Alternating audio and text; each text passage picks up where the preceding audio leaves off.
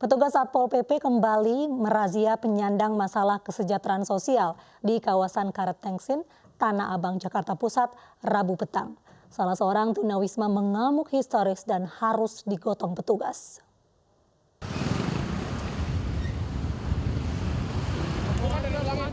Sejumlah tunawisma dan pengemis langsung kocar-kacir menghindari razia petugas Satpol PP. Salah seorang tunawisma perempuan menangis histeris hingga menjatuhkan diri ke aspal jalanan karena menolak untuk diamankan. Tak ingin mengganggu arus lalu lintas, petugas akhirnya menggotong paksa wanita tersebut ke atas mobil. Razia rutin digelar mengingat orang-orang yang termasuk dalam masalah kesejahteraan sosial dinilai rentan terpapar COVID-19 karena keberadaan mereka yang selalu berada di jalan. Tadi penerapan tentang PSBB tetap kita jalankan. Apabila besok dia masih ada di jalan, udah nggak ada lagi tawar-menawar, kita angkat. Karena tadi dia mengaku orang dalam wilayah situ, udah akhirnya kita suruh masuk, kita suruh pulang, jangan lagi ada berkeliaran di luar. Apabila besok masih... Di hari pertama PSBB seprovinsi Jawa Barat masih ditemukan sejumlah pelanggaran. Di Sumedang, sepasang suami istri melawan petugas yang menegur mereka berkendara tidak menggunakan sarung tangan.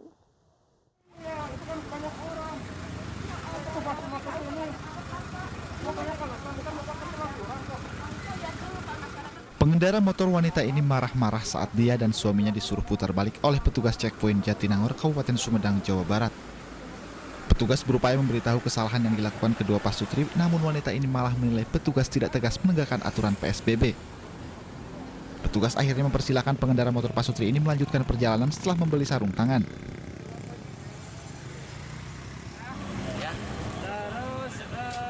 Sementara di Purwakarta di hari pertama PSBB, petugas masih temukan pelanggaran yang dilakukan pengendara motor dan mobil dengan tidak gunakan masker dan tidak lakukan jaga jarak. Pengendara motor yang tidak gunakan masker lalu diberi sanksi menghafal teks Pancasila dan menyanyikan lagu wajib nasional.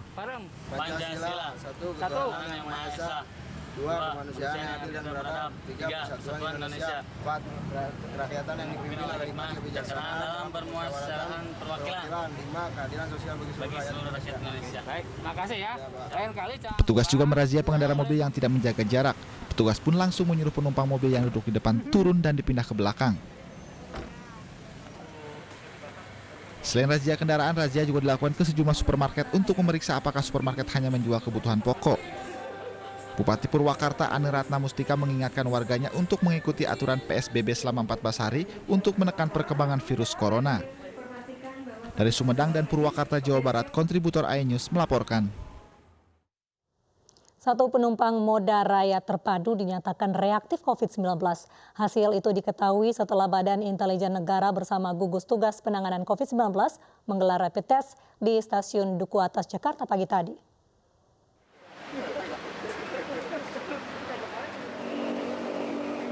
Para penumpang moda raya terpadu atau MRT harus tertahan di pintu masuk stasiun Duku Atas, Jakarta karena calon penumpang wajib mengikuti rapid test yang telah digelar oleh Badan Intelijen Negara dan gugus tugas penanganan COVID-19. Dari puluhan penumpang yang mengikuti rapid test, 1 diantaranya dinyatakan reaktif COVID-19.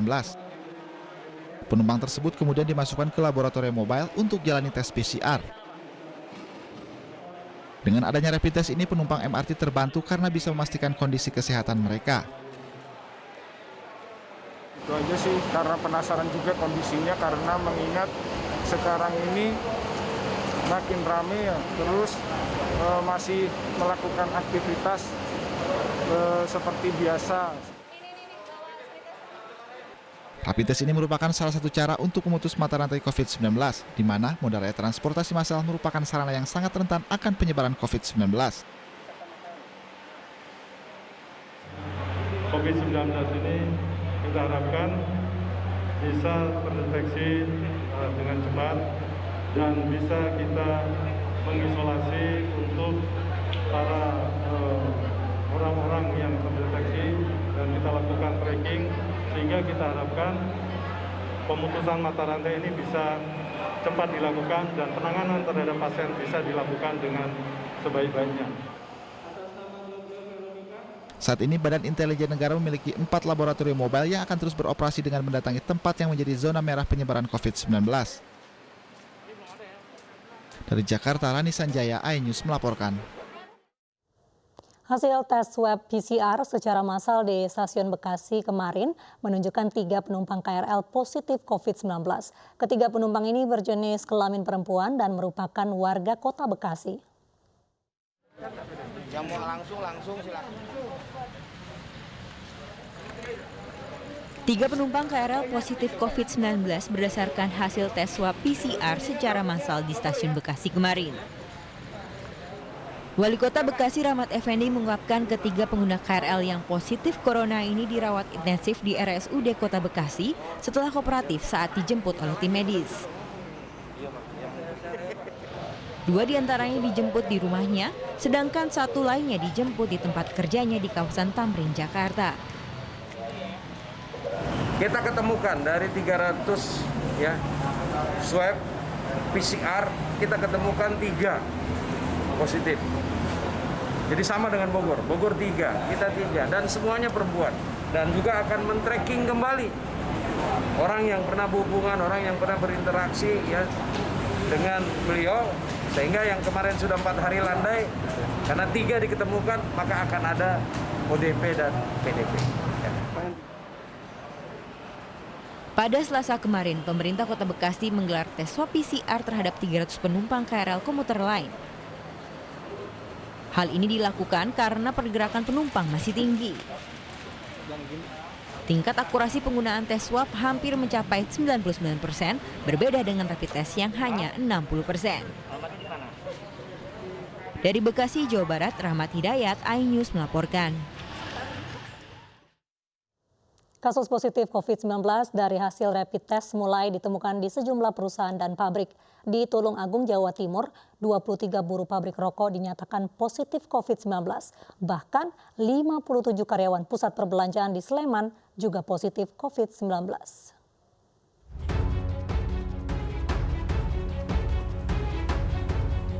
57 karyawan pusat perbelanjaan Indogrosir di Sleman, Yogyakarta dinyatakan positif COVID-19 dari hasil tes cepat atau rapid test. Kini mereka diisolasi di sejumlah rumah sakit sambil menunggu hasil tes swab untuk memastikan terjangkit COVID-19 atau tidak.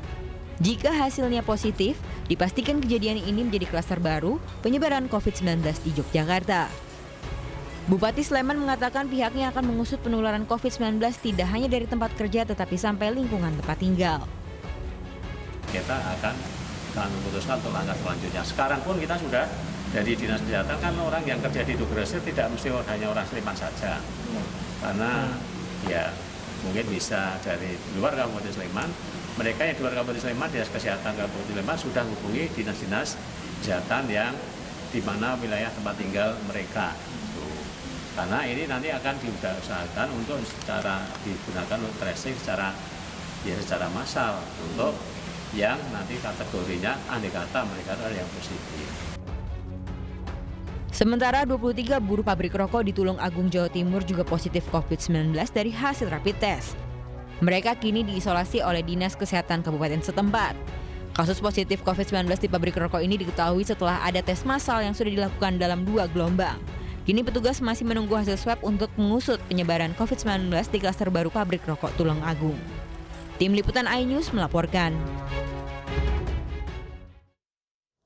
Pemirsa, jumlah pasien positif corona di Jakarta bertambah setelah sempat melambat.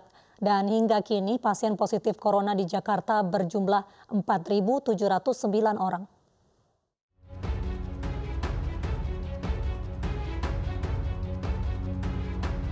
Warga Jakarta harus mawas diri dan disiplin dalam pelaksanaan pembatasan sosial berskala besar. Jumlah kasus baru pasien terkonfirmasi positif virus corona di Provinsi DKI Jakarta terbanyak.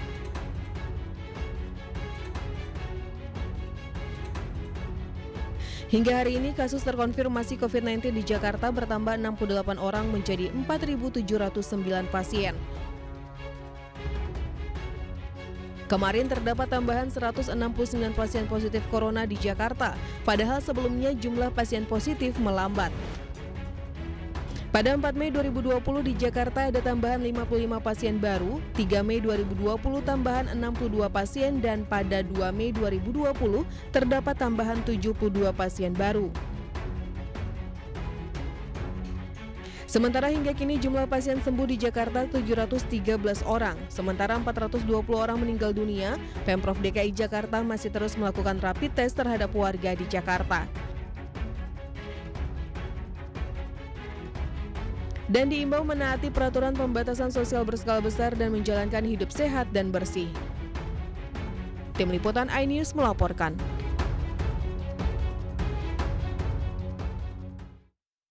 Pemirsa, pasien positif corona di Indonesia kembali bertambah menjadi 12.438 orang.